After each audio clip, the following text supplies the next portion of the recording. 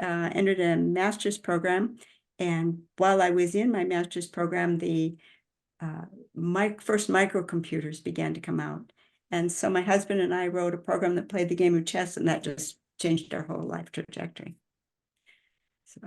Awesome. And I'm assuming that is what led you to cross paths with Steve Jobs, at least briefly. So can you tell us that story a little bit? Yes, I'd love to. It was the early days of just prior to the release of the Macintosh computer. Everyone remembers that commercial that became iconic at the Super Bowl, where the running down the aisle and throwing the hammer and smashing. Well, Steve Jobs, of course, was nothing if not a visionary.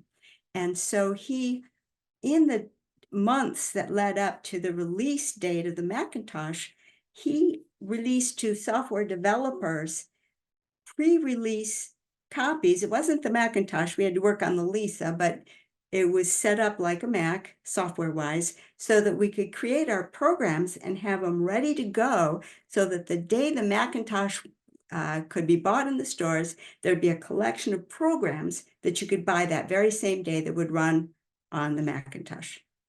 So we applied for the program. We already had a program out on the Apple computer. We thought we were a natural for it, but we got rejected. We were told that no, we really want a business focus for this. So no, sorry, we only have a limited number of systems. Okay. Well, about halfway through the program, got a phone call. Guy Kawasaki. Hey, you still interested? Yeah. Okay, well, somebody dropped out. We'll send you the development system. So I got a pre-release development system and we went to work. Dan did the job of translating our program, which was in machine language. So if you have a program in a machine language and you're going to put it on a different machine with a whole different processor, you have to rewrite the whole darn thing from scratch. So he took that on. And I took on the job of doing the operating system with the mouse. What? Mouse? What's that? And creating all of that part. Well, as it got close to the release date, Apple had something called Mac University. He took the developers came up to Apple in two different groups. The first group were the big guys. Microsoft was a big one. Believe it or not, Excel was born on the Macintosh. They were working on Excel. And so those were the big guys. Then the second group were the littler guys. And as a pre-release developer, I got invited and went. Happened to know that, well, that's nice. I'm the bottom of the list. Well, now I know where I belong at least. So we were in this little bungalow outbuilding. I suspect it was rented. It wasn't anywhere near the rest of the thing. The only thing we knew about it that might have been the reason it was chosen, it was within walking distance of Steve Jobs' favorite vegetarian restaurant. And he took us there for dinner during the time. But we were given this little cubicles where we could work with Mac experts to finish getting our program ready to go. So it'd be ready for release date. Well, the last assignment was a killer. I won't go into the details, but the title was Identify All the Objects on the Heap.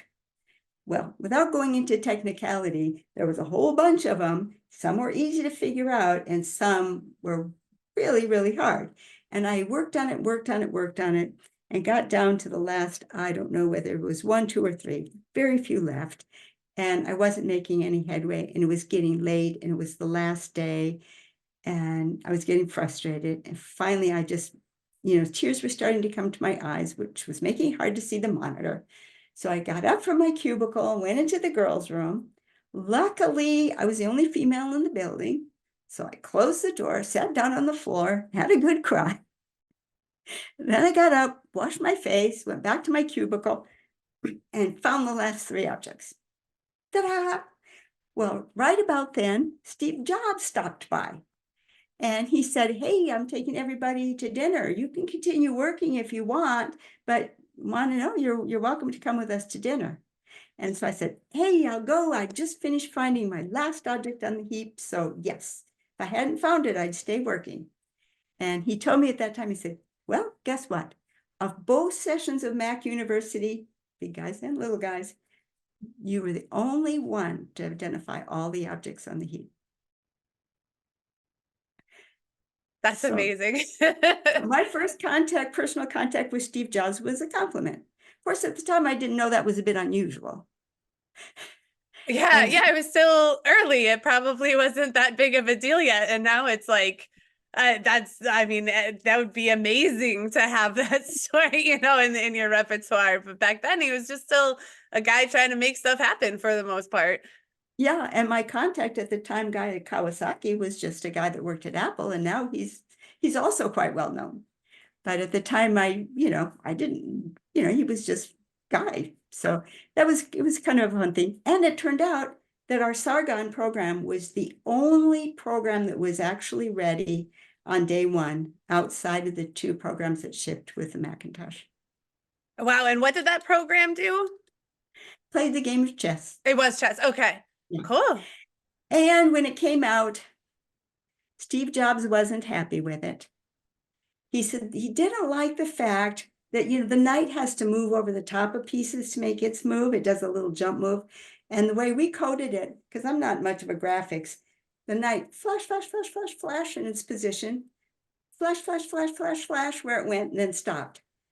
That Steve said that was not the way to do it. I should have had the knight lift up, hover over the other pieces, and settle down in its new square. And that sounds like stories I've heard of That's Steve the real Jobs. Steve Jobs. So Yes. now I know I met the real Steve Jobs, not that imposter.